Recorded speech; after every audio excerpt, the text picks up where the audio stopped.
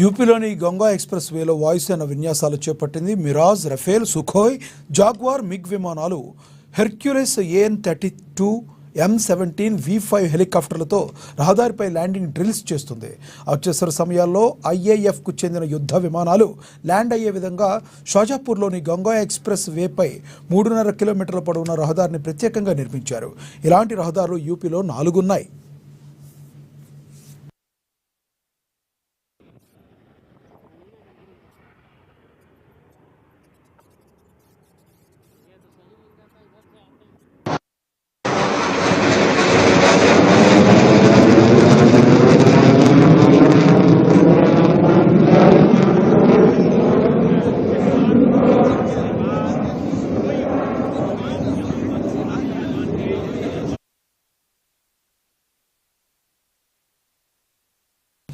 ఇవి bulletin update.